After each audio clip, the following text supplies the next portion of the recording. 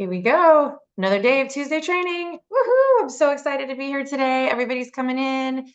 Anna and Lori and Gary and who else is here? Oh my gosh, the screen's moving kind of fast. Welcome everybody to Tuesday training. So glad to have you all in the house today. Hello, we're going. We are going. Yes, we are. I love it. I'm gonna put, there we go. Now you guys can see we're going. I got all this swag today. So ridiculous. We did do good swag. Yeah. So it was so great. So I wanted to wear mine, but I put it on this morning and went out for like a serious power walk. And I thought, I don't care if it's sweaty and I smell, I'm going to wear it anyway. And I thought, maybe not. But I want you to know that mine's hanging just with sweat.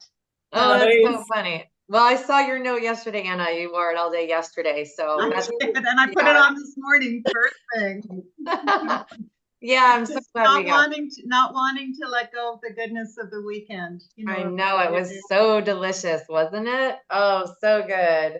Yeah. Hey, Cheryl, it's great to have you here. And Gary, I know you're back there somewhere. It's nice to have you too. I'm so glad you guys are here. Oh, he was here, popped off back in again. Okay. Awesome. Welcome to Tuesday training, my loves. Welcome. I'm so glad to be here. We are ramped up and ready to go. Here he comes back in again. We are ramped up and ready to go.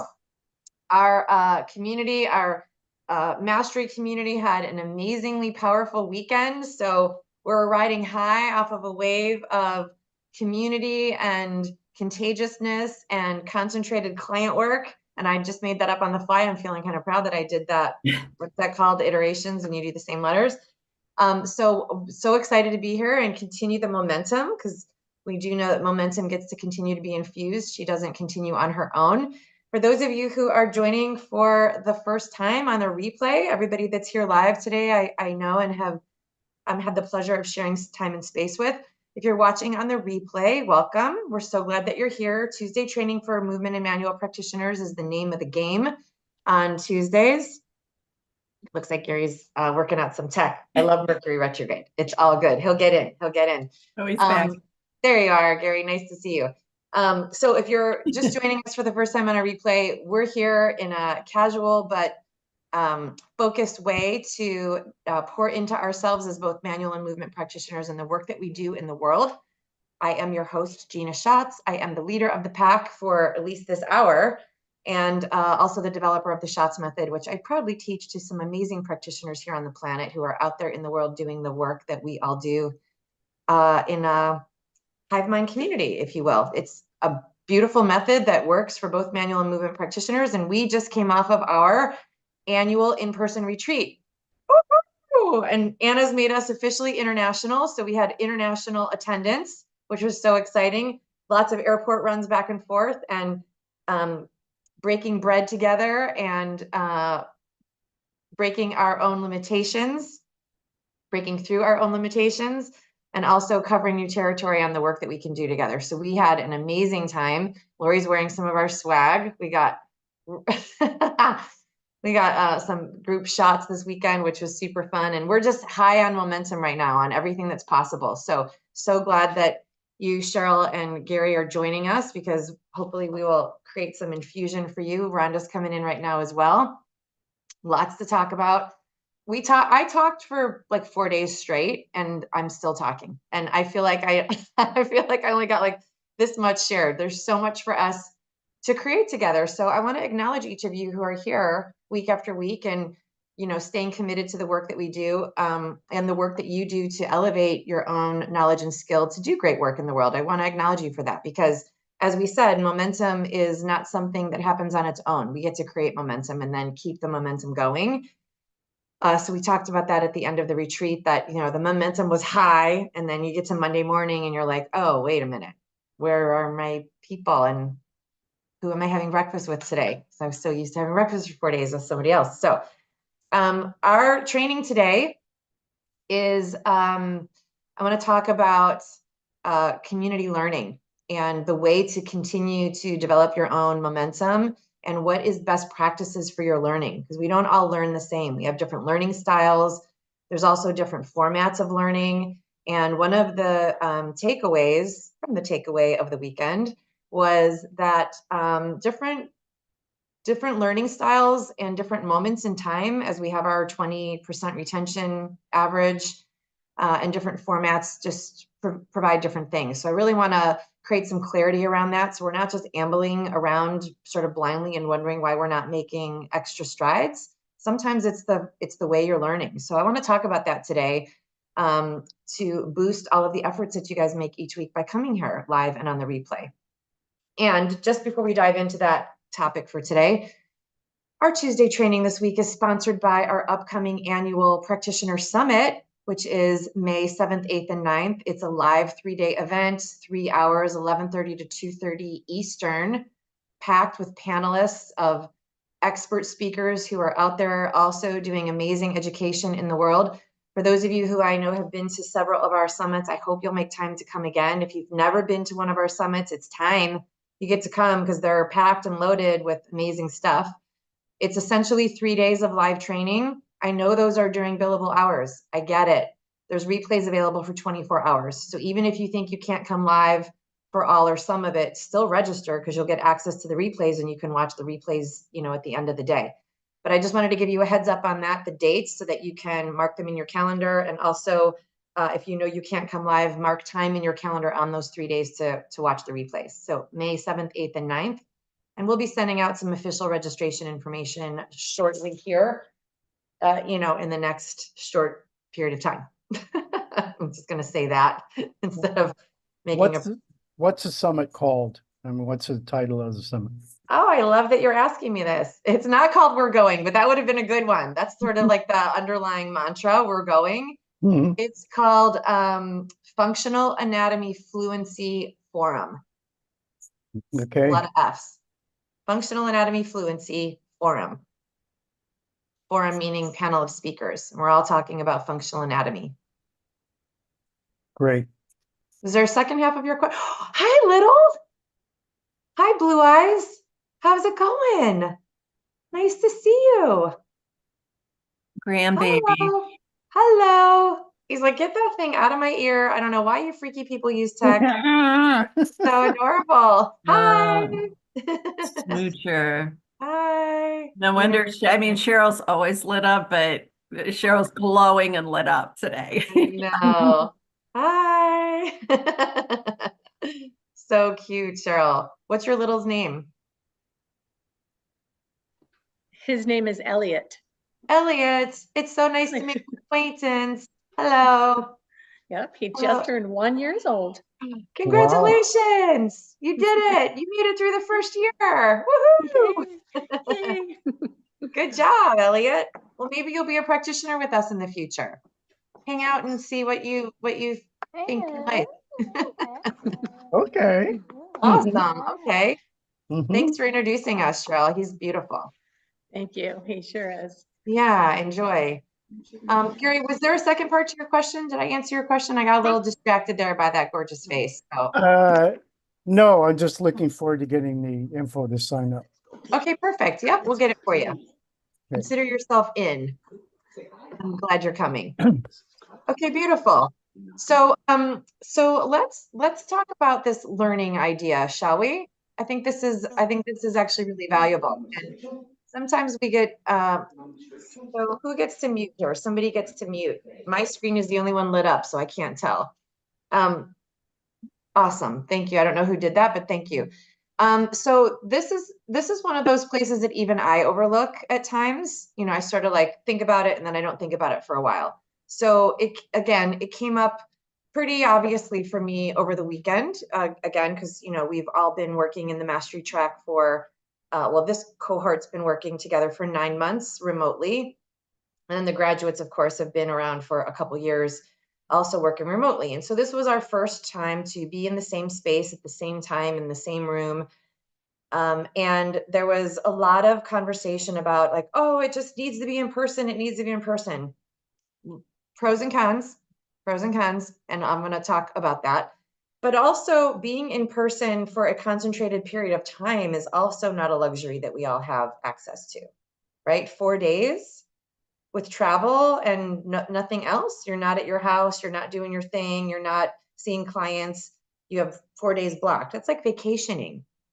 You know, it's like what you do to prepare for vacation. You scrub days off your calendar and nobody else can get in. There were some of our advanced level practitioners who were saying that their husbands and kids at home were getting like 2 text messages a day kind of thing. Like, and these are usually like, practitioners who are full on taking care of their household. So it's not the same comparing a weekend retreat with in-person training. It's just not, because in-person training means you drive to the training and then you drive back to whatever you're doing. In-person retreat is I'm scheduling myself to be focused like a vacation and dive in and get immersed. So it's also not the same there either. But let's talk about why we're even talking about it. So who here knows the confidence equation that I've shared with you probably a few times? Who can share with us the confidence equation? How do we build confidence to be amazing practitioners and create incredible results? What's the equation to create that? And I'll give you a hint. It's not in-person training. Knowledge and skill. I was going to say it's got to be education or knowledge. Yeah. Yeah, but it's not only knowledge. It's not only education. It's also skill, the implementing. Yep, the implementing of said skill. So competence is the gateway to confidence. And competence is a two-way street. It's knowledge and skill. So for us to be confident in the work that we do and the results that we create and our authority as practitioners, we must get to confidence through competence, which is deep layered knowledge. You know what you know and you know it well and you know it inside out and backwards and you know it. And execution and skill with that knowledge. Meaning the first time you go to practice something, probably not skilled, probably messy a little bit, right? Yoga teachers always remember their first yoga class. They were probably sweaty palms and probably barely spoke. Massage therapists, same thing. Did I remember to do the right leg? I can't remember if I remember to do both legs, right? Like there's some messiness that comes at the beginning. You got to like ease into it and get in your groove and practice enough times that you're like, at bat, no problem. My hands fit perfectly on this bat. I got this. I can win this game, right? It doesn't happen out of the gate. So sometimes we mistakenly think the more I know, the more I study, even the more Tuesday trainings I show up for and take notes on, the better I'll be. And my appeal to all of us is it's very important, exactly 50% of the equation and not more. So I love you being here. I don't ever want you to stop. Please hear me. And it's only half the equation. You got to implement. You got to be out there trying and implementing and being willing to be messy about it, being willing to be sweaty palmed again and wondering if you forgot something major in a session, and then come back to the knowledge bank, refresh, and go at it again. Like it takes both. It absolutely takes both. So one of the things that I shared with my mastery practitioners was it's up to you now to keep that equation equal, right? Once you're graduated from whatever it is that you graduate from, it's easy to be like, push the doors open at the end of the hallway, chin to the sky and be like, I'm free, I'm out, I've graduated, woohoo, I'm out in the world now.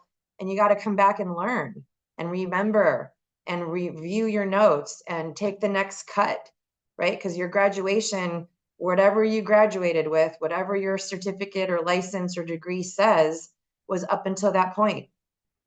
There's more. There's always more. There's always more. It doesn't mean somebody held back. It just means there's more. And this is a demarcation. This certificate of completion is the demarcation of this body of knowledge. And now there's more for you. So yes, be free at the end of your graduation. Be free now if you all are licensed, certified, registered.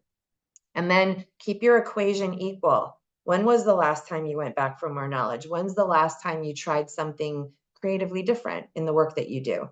Where's your implementation and skill building and your new knowledge and building base on that knowledge to implement? So just be thoughtful about that, because we want to be confident and the path is clear. It's a two-way street, right? Sometimes it's mistakenly believed that I don't go back for training, and that is emphatically not true. It's emphatically not true. I listen to a training every single morning while I'm brushing my teeth, and I always listen to another training, educational something during the day, usually halfway between my lunch break and half finished then at dinner. I'm always learning. I also take myself away. I was away in November for a 5-day deep dive into training and learning and messaging and all the things that I get to do so that I can communicate well to all of you. And I'm still learning anatomy as we go too. People send me articles all the time. I dive in. Gary, you know this. You've brought stuff to me and I'm like, great, give it to me. I want to know. So I'm not only executing and being an educator, I'm also learning, and I get to keep my scales balanced too. Am I learning as much as I'm teaching, or am I only teaching? Or am I only learning? Am I only, putting new research information together, but not actually sharing that with you guys? So I always keep myself on this equal equation, because it not only helps me be confident in the work that I do, it helps me be confident to know I'm in purpose, that I'm doing what I say I'm here to do for you each week. So I think that's an individual path. We all get to do that. And it's not meant to overwhelm you. It's meant to inspire you. Like, oh, if I can keep my scales balanced, I got this game that I'm playing and I'm going to win this game that I'm playing. Great. Because if I win the game I'm playing, so many other people win, right? All the practitioners that I'm lucky enough to be in time and space with win, and all of their clients win, and all of my clients win. It's like a ripple effect if I keep my scales balanced. So I wanted to just bring that I just dropped Murph's foot.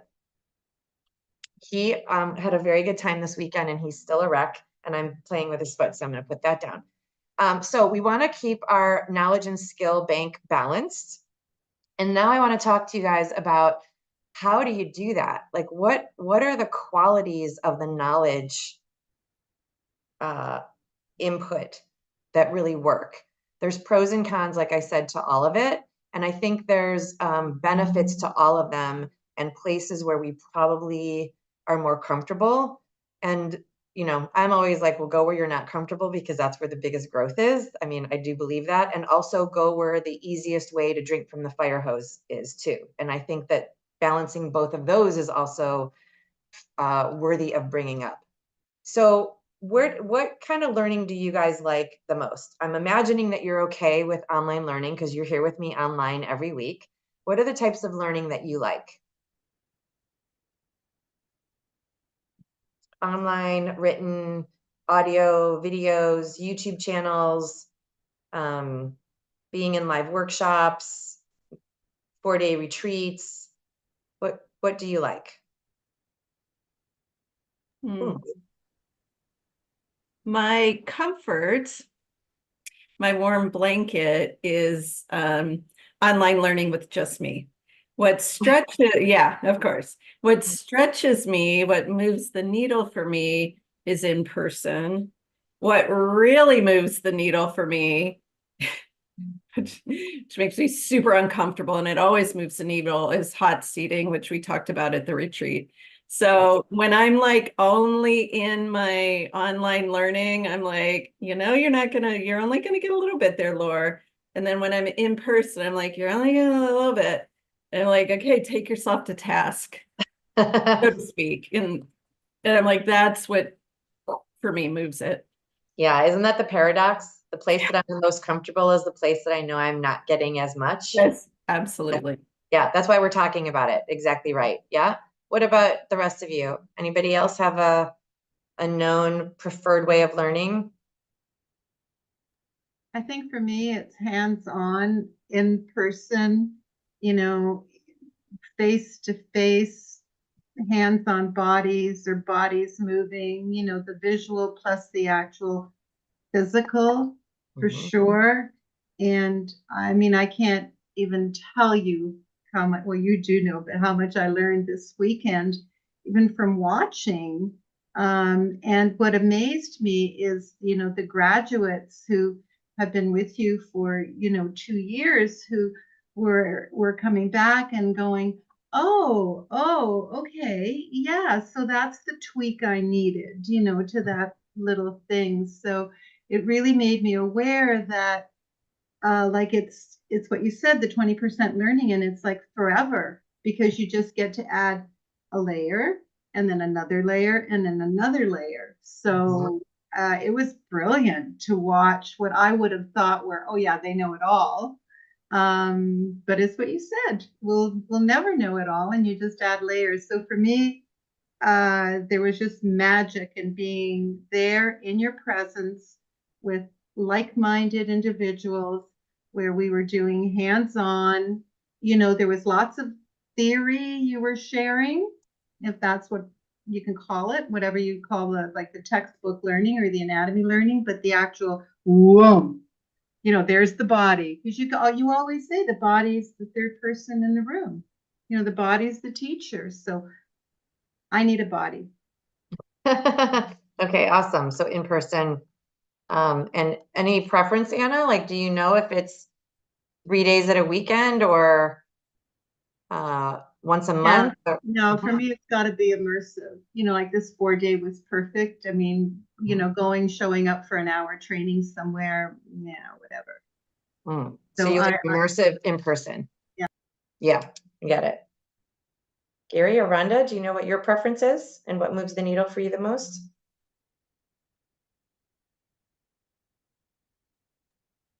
I'm just thinking about back when I was in college, what did I like to do? And for me, I'd rather go to a class, listen, see the charts, than read a book. So I'm definitely a participatory kind of learner. Yeah. There's something about kinesthetic learning. There's a theory about that. And so the hands-on is the teacher for me. And I think probably most of the people on this call today are probably in that same vein, or we wouldn't be doing what we're doing. So our work and my work is not just what's happening in the head, but as you say, how do I apply that to the work that I do into the body? So I've known this for a long time, and I get a lot out of your seminars being here. And for me, it's the reinforcement. Again, that piece of it's really important. I think the area that I don't do is I take copious notes and I don't go back and read them. So, I mean, that's just like, that's a no-brainer, it's all the information is there. It just needs to be repeated. Yes. So, yeah, I know that about myself. I'm going to a 3-day seminar this weekend coming up in person. I think, the COVID deal really shut down a lot of our learning ability, and I'm glad we're back in person on a lot of things. So. Yeah, definitely pros and cons. I mean, one of the things that the pandemic did was it did open us up to be able to do things like this every week. We weren't doing that before, so no problem with that. But interesting, Gary, you mentioned about you don't go back and read your notes. When I remember being in college, getting my undergrad and reading and learning that if you sit in a class and you pay attention and you take notes and you leave that class, and before you go to a next class, lunch, break, what have you, if you just rewrite your notes, just rewrite them like new, fresh piece of paper, just transcribe them again, that you will have, I don't remember what the percentages were, but like an 80% greater chance of acing the final exam, even if you don't study any more than you're used to, just by rewriting the notes directly after class. And I tried it one semester. So it's not rereading your notes, you actually have to rewrite the notes. Because of the other thing that you said, which is the kinesthetic part. Right? Very interesting. For those of us who are body workers, we're like, I need a body. I need to touch a body. I need to see a body move. I need to move the body. I get you. Believe me, I'm a body person too. But kinesthetic just means connecting. So if you're just sitting and listening and not taking notes, you're not kinesthetically learning. If you're sitting and listening and taking notes on what you're learning, you're kinesthetically learning. The key there, though, is that we only retain 20% and we can't multitask. So while you're taking notes, you're not hearing the next thing that's being said, but you are learning what you wrote better than if you just listened to everything and didn't write anything. Okay. So there's a trade-off, just like, and so interesting, right? That's in-person learning that we're all like, I want in-person learning. Limitations there too, babes. Those aren't recorded. There's no replay to go back to, right? But there's best practices in all of them. And that's really what I'm here to illuminate for us today. What's the best practice and what's available to you? And are you utilizing what's available to you in the best practice? So note-taking is a kinesthetic way of learning. Rewriting the notes directly afterward instead of going to get lunch and then coming back is best practice, best kinesthetic practice for in-person or auditory, I should say, not in-person, but auditory learning. And there's studies on that. I actually practiced it and I did great on my final exams that semester, and they were courses I didn't really like. So I was like super happy that that actually happened. So I love that. And I wondered for a long time, like, why was that? And I think it's because of synapses. So when a new idea comes in, right, a synapse fires, and in whatever fires together, wires together. So if I rewire it, then I have a pattern. And that's why the information sits in longer if you rewrite what you already learned without distracting yourself and going and doing something else first. So that's another value add. I like auditory learning. You know, I like to listen, and typically what I do while I'm listening, I told you guys I do auditory learning every day. What I'll do is I'll hear something that's being said that really lands for me. Typically when I do auditory learning, I'm doing something else, you know, folding laundry, cutting up vegetables, my hands are busy otherwise. Don't ever, like, I'm tangentially speaking here, pardon me. When you're auditory learning, don't be doing two other things with your eyeballs or your ears. You can't be auditory learning and checking your text messages. That's not auditory learning because you can't multitask in that way. But you can be doing kinesthetic, something that's not requiring mind, thoughts, or conductivity, if you will, like doing dishes or what have you, and you could still hear everything that's being said. But I know that writing it down really lands it for me. I know that because I can tell what I do with that now is when I'm listening to something auditory, I'll say out loud what I just heard that I want to remember. And then I'll go back when my hands are free and I'll write down that thing that I said. And that will be the snippet that I learned from that training that day. Otherwise, I just feel smarter, but I don't really have anything to measure that with unless I wrote it down. So I don't know if that's part of that initial study, but I know that really works for me. If I'm doing auditory, like there's a video playing and I real quick check a notification that popped up, I got nothing from those 5 minutes. And I can tell that because I'll go back and listen to the 5 minutes and I won't even remember anything, like not even a little. It's like I didn't even hear what they said. So there's best practices for all the learning is the point. And kinesthetic includes writing things down. If you're not in the room with a body and you're learning about the body, write it down so that you can remember it. That's the kinesthetic part for sure. And then review your notes. Okay. Lori mentioned something about hot seating, and I want to come back to that because we tend to, I don't know anybody, does anybody here really love hot seating? Where you're like, yeah, put me on the hot seat, ask me a question, make other people stare at me until I come up with the answer. Anybody like, yeah, I'm here for it? Oh, well, sure, when I know the answer. When I don't, I'm like, oh, baby. When we know the answer, we're like, I got that. You know, your endorphins or whatever it does fires up. Yeah. When I don't know, oh, it's woo, baby. I know. But Lori, Tina has the knack of somehow knowing what we don't know when she hot seats us. She never hot seats us when she knows we know the answer. She just, you know? Yeah, that's not true, because you'll throw out there, Gina, you'll like come back around and be like, okay, and what's this and this? Because you know we know it. So it's kind of bringing us back in when we start to squirrel. You're like, okay, well, what's like, it's always like the psoas. What's the main hip flexor? We're all grounded. And then what's the opposite side of the lever? Glute max. And then suddenly we're all calm. Yeah. Yeah. Thank you, Lori, for bailing me out of that one. Anna, that is the truth. So I true. do want you to have what's next, not what you already have. And Yeah. I do start that with a mirror neuron so that I know that you're calm as calm can be, headed into the hot seat of getting to what's next. Absolutely. And I recommend that you guys do the same. When you're working on a difficult client and you're starting to squirrel or spin out, best practices is to rewind to the place where you do know and feel good. Like, I got this. Yeah, what's the hip flexor? Psoas, duh, right? And then the next step, and then the next step. And then, so do that with yourself too. Absolutely put yourself on the hot seat. Every client's a hot seat, by the way. Every client is a pop quiz and a hot seat. For you to say you don't like that is kind of silly, like, think about it.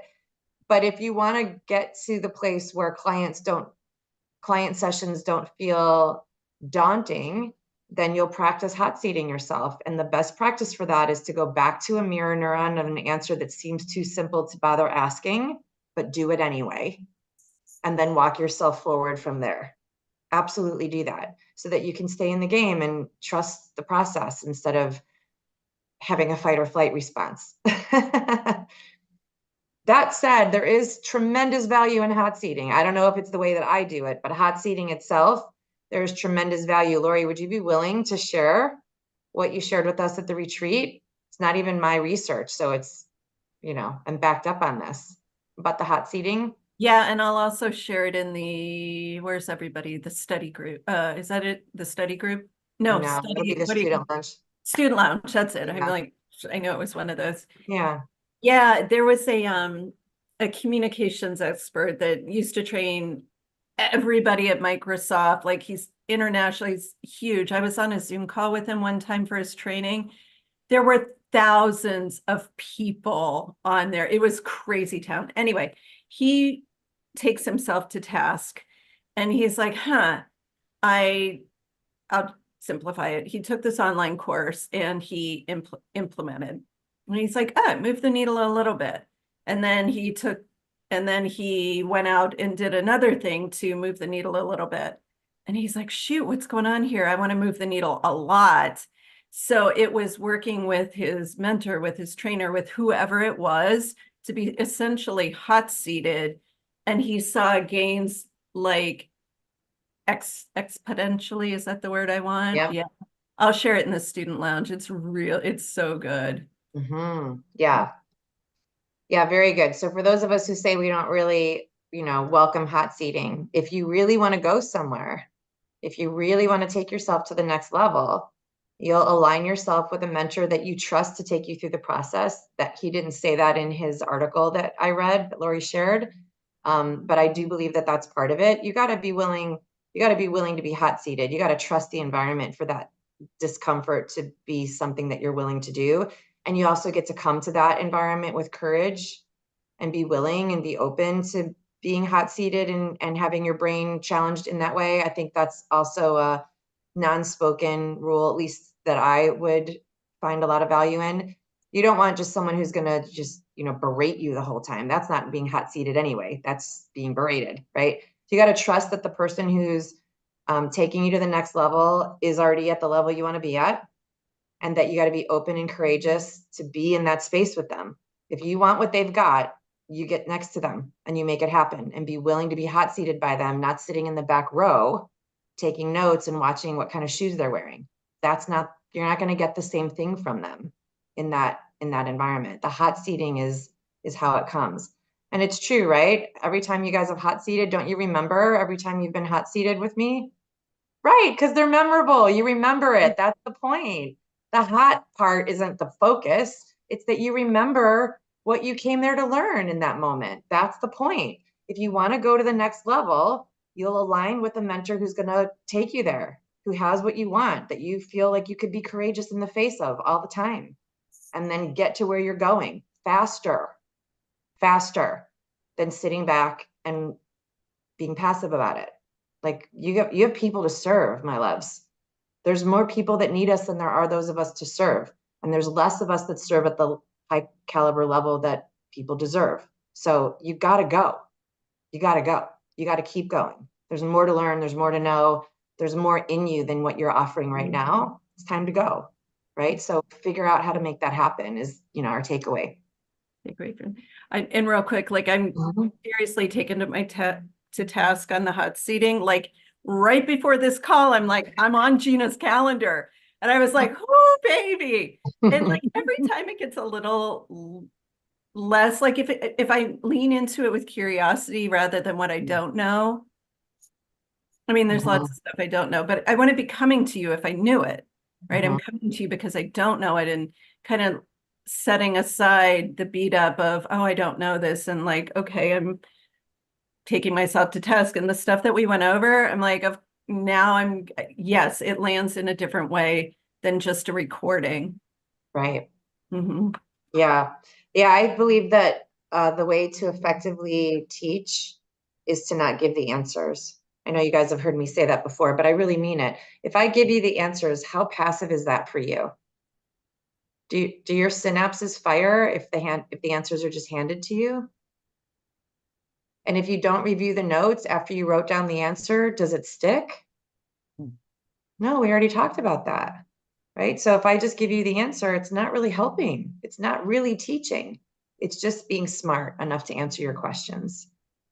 So for you to be able to have the information and retain the information, there's got to be a synapse effect that happens in your brain for that to occur. And then you get to repattern it, rewrite the notes, revisit the notes, and then implement what you learned. Right? It's all part of the game. So yeah, make sure you're aligning in the right spaces and places and the right people. Which leads me to, did you know that group training, even if it's online, being in a group fosters learning? Do you believe that? I know, Laura, you said that you'd prefer to be one-on-one, and I totally understand that. Hot seating one-on-one is probably, hot seating is probably a one-on-one value add. But do you guys ever learn from somebody else who's in the hot seat by watching? Oh, sure. Right? Yeah. Without a doubt. Just because I Yeah. have a preference doesn't mean that I don't see the value. And like, I always get more when I'm with you guys here on Tuesday training or in a group without Yeah. it. Well, I think it's because while you're hot seating, say, Lori, and she's, going through her Rolodex of information or making connections in her brain, we're doing the same thing. Yeah. It's not just Lori being hot seated, really. Like we're going through the same process. Of course, it's total same benefit. Yeah, absolutely. And another piece of group learning and group training that I know fosters learning, even when no one's being hot seated, in like deliberately in the absence of hot seating, is when like minds are all vibing in the same place, there's an alchemy that happens when we're all focused on the same idea and contributing to that idea. Right. So we had a lot of that this weekend at the retreat. Someone would ask a question and then I'd ask before giving the answer, because that's how I know is most valuable for you. I'd say, does anybody want to venture an answer here? And open up the floor kind of thing. And then somebody would come up with an idea and someone would riff off that idea. And the next thing you know, we've all got a better idea and more clarity because it's been not only stated 2 or 3 different times, but there's been nuances that have been added by each person's contribution. And in addition to that, I teach what I teach. I teach what I know. But when somebody asks a question and then a different person asks a follow-up question, well, now I have a whole new context about what needs to be shared here. I've actually added to the texture of the learning because we were in community. Instead of just relying on what I know, the questions lead us to discover things differently together. There is something alchemical that happens in a group. And it doesn't have to be in person. It happens online in group training all the time. It happens here every Tuesday for sure.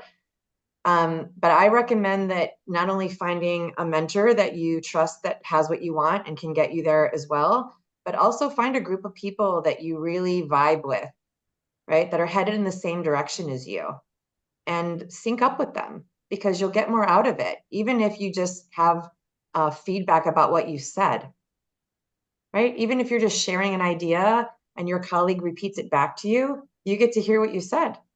Did it land? Was it clear? Can you communicate that to your client?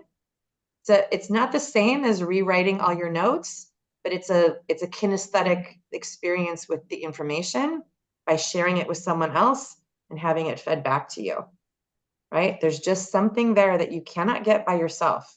So I definitely, if you don't have a study buddy, get a study buddy. If you don't have a group or a community, jump in. Clearly, you're all here with us. You're in our community here. Lean in, make sure that you have somebody that you can run ideas past and who also is lit up, right? So one of the ideas that I shared over the weekend that I will continue to share because it's just so gold, even with rebuttaling, that's okay, is this idea of 15% of 15 feet of proximity, 15%, 15 feet of proximity.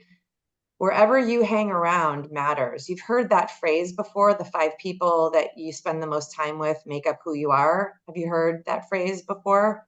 The 5 people you're closest to make up your reality about the world. And I know I'm paraphrasing and changing it because I don't know who the initial author was, but you could Google it. It's that well known. Well, there's actual math that follows up with that, and that is 15 feet of proximity. And the math was run in an extensive study in either 11 or 15 organizations over well over 10,000 hours. It might have been as many as 30 or 40,000 hours. So lots of hours, lots of people, lots of research. And what they found was that if you are in proximity to a low performer, 15 feet of proximity, doesn't mean you're on the same team, doesn't mean you share a desk with them. You're just in 15 feet of proximity of a low performer. Excuse me, let me start positive, of a high performer. If you're in 15 feet of proximity of a high performer, if you do nothing different, have no more knowledge, haven't implemented any more skill, you will increase your performance by 15% just by being around somebody else who's riding high, right? They're a high performer, they're going for it, they're implementing, they're diving into knowledge, they listen to a YouTube video on the way to work, they're sharing it with you, they're giving you the information, you'll be lifted up by their momentum and their energy, and then boom, you're 15% improved, haven't done anything different except be around somebody else who's really hitting home runs. Here's where it gets interesting though. If you're in 15 feet of proximity of someone who's doing the opposite, who is a low performer, whining and complaining or not showing up, not keeping their word, dropping the ball, spending their energy being hard on themselves, et cetera, you will decrease your productivity by 30%. It doubles in the negative. Yeah. And I would have thought it would be equal in both directions. And so there was some conversation about that at the retreat, and people are like, that's not true. Nobody can take me down. Got it. If you're a high performer, good for you. But I'll promise you that if you're a high performer surrounded by only lower performers, you have not tapped what's potential for you, because there's no inspiration around you to tap that out of you, right? And you may also be spending energy on conversations that aren't about where you're headed. It's about where someone else is stuck, or what they didn't do, or how disappointed you are, or right? That's what happens with your time and energy and conversation when you're around a low performer. It's not where you're going, what's next. It's what's wrong with this moment, and get out of my way so I can go perform on my own. That's still not increasing your productivity, even if you're sure you don't get taken down by low performers. You're not being increased to the potential that you have. There's 15% more in you than you have that hasn't been realized. Cheryl, you got something on this? And yeah, and you can definitely feel it, when you're around people that are bringing the energy down, So you obviously, if you're feeling it, you're carrying it. You're feeling it, you're carrying it. That's great. What was the stat, Gina? What was the stat again?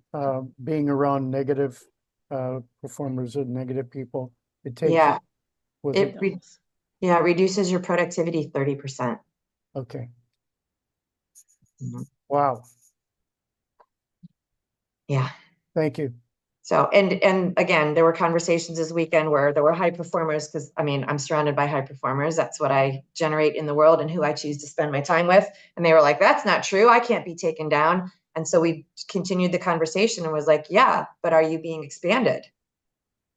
No, you're 15% that's available to you. Here, think about it like this, guys, right? If you do nothing more than be your being around a high performer and you increase 15%, that means just being around them, there's more in you that you didn't even realize on your own. So if there's more in you that you didn't realize on your own, if you're not around a high performer, it won't be realized. You're held back. Even if you're not decreasing, there was some conversations that were like, that's not true. Every team I'm on, I do all the work and they get all the credit and I still do all the work and we get it done. And sure, but you haven't increased 15% of what's available to you by being on a team like that. Math still works. Math still works. So when you're creating group training opportunities for yourself, pick wisely. Pick a group that's high vibing. Pick a group with a leader that's willing to take you to the next place. Pick a mentor that's willing to challenge you in the most loving way because your success matters. Not because they want to be liked, not because they're running a business, right? Make sure that the leader is making, quality control on what the group's up to, and make sure that you are the high performer in the group. Because like you said, Cheryl, I don't remember what the phrase was. If you feel it, you can carry it. Or if you feel it, you can, what was the phrase? Yeah, if you're feeling it, you're carrying it, right? If you're feeling it, you're carrying it. So you could be the low vibe on the group. And doesn't mean that you can't be human. For those of you who like to do self beat up, please, by the way, let that go. That's very 2023. It's old. But if you are a person who tends to, peak and dive in your own high vibe, just recognize that if you're in a group, that's affecting the group. It's affecting you, of course, and that you matter first and foremost. And if you want a high vibe group surrounding you and taking you places that you couldn't realize on your own, consider you're part of the group. You get to be responsible for your contribution, right? So group learning, groups and communities foster learning. 15% of proximity is real. Pick a group, be smart about that, lean in, be a high vibe, and be willing to be taken to the next place. And that doesn't have to be in person. It can be online. So I'm actually a fan of online learning for live. I'm a fan of live online learning for a lot of reasons. Hello, hi, every Tuesday. Traveling is restrictive. If you guys had to drive to my studio every Tuesday to hear from me, even if it was still free, it would be cost prohibitive for you. Some of us aren't in the same state. How could that happen? We would be missing out on each other's connection, right? If Cheryl was traveling to see beautiful Elliot and we didn't have internet access in the new space, you'd be missing out. And that would be unfortunate because now we can do both and by being online. So I am a huge fan of live online learning because it just opens up so much more capacity and availability and broadens our world in a way. Like we could be studying across the globe right now and still be connected. I did that when I traveled internationally last year. Zooming in from another country felt kind of cool and everybody was still getting what they needed. I love that. That said, though, not all online learning is the same.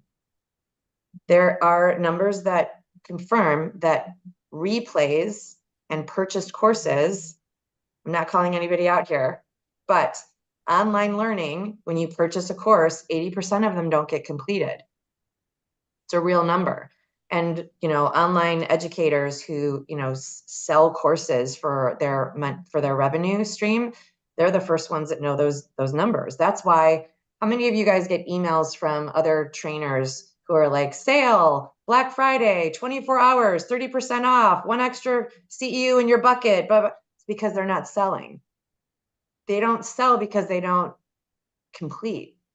So if you purchased one course, you would be less likely to purchase a second course unless you finish the first one. And there's only a 20% chance, given the odds and the statistics that show us, that online courses, solo-led online courses, 20% of them are completed. And you might know that. How many of you have purchased a course and not completed it? Yep. Okay, there you go.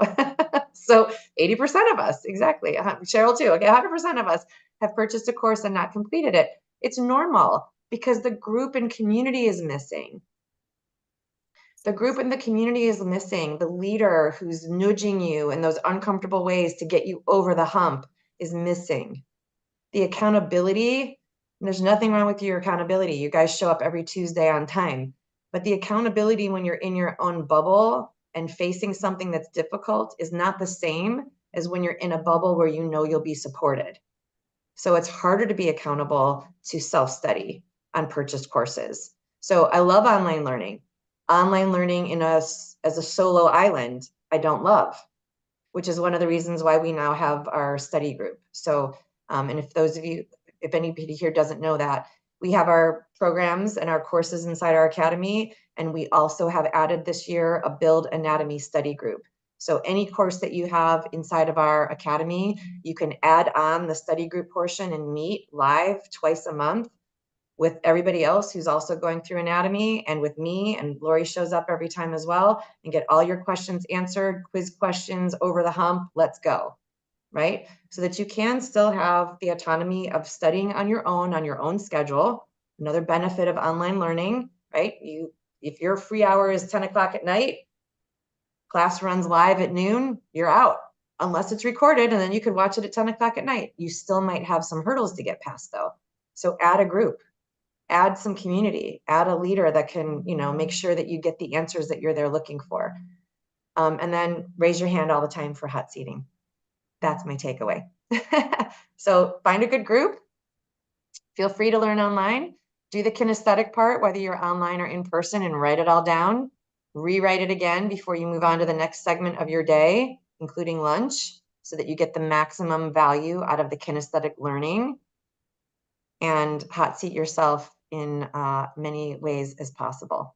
That's my takeaway on community learning. Did you guys learn anything new about learning styles today? Did that help you at all? Big time. Yeah. Yeah. What'd you hear, Gary?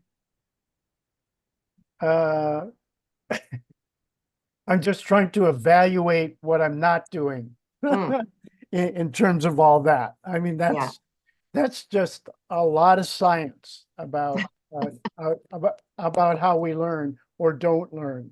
The 15-foot proximity, I was trying to figure out how they determined that. And it seems to connect to our biofields. I'm going like, how is what's going on there? Okay, it's not mysterious.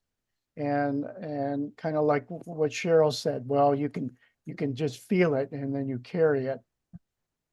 I think that really has to do with our energy fields beyond our bodies, and they will extend out to 15 feet. Much farther than that, I don't know, but I think it has a lot to do with that piece, and we're connected energetically anyway, so there's that mysterious piece of it. For sure. Yeah. Wow. Good stuff. Yeah, I love that idea about it being a 15-foot bioenergetic field for sure. And also, and I believe that certainly. And also I have some real experience of that. I remember when I moved from New York to LA. LA is very innovative. It doesn't seem like it on the surface. It's like, oh, they're just all happy and chill, surfboards in the sun. No, in fact, I, housed with some friends and met some new friends along the way that became fast friends when I first moved there. And I remember very clearly talking to somebody who was making stuff in her kitchen and now like works for Nike and like just completely like out of the stratosphere in the work that she does. And I remember saying to her, I didn't realize, I thought that New Yorkers were the fast-paced go-getters. And she said, yeah, but what you guys don't realize is it starts from the west and heads east. You get it from us first, but we just don't brag about it. And I was like, oh, okay, because New York and LA has got that thing, right? But no joke, when I stayed with her for 2 weeks, I never got more done. And it was all things I hadn't thought of, right? Because she was already on a certain track, doing things that I hadn't done yet, and brainstorming with me because she likes to brainstorm. So it was making my brain go even faster and more furiously into this creative realm, which I naturally go to if I'm inspired. And the two of us together were coming up with ideas that when I finally got my own place, I wasn't thinking like that anymore.